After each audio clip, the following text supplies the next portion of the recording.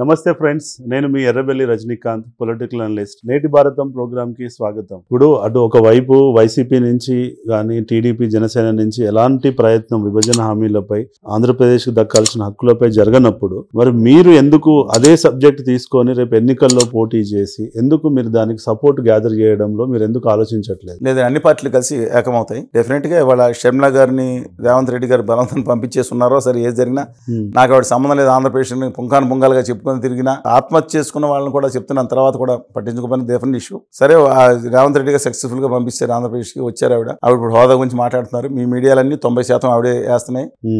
తిడతా వేసేవాళ్ళు సగమైంది అయితే పొగుడుతా వేసేవాళ్ళు మిగతా వాళ్ళు అందరూ చేస్తా ఉన్నారు.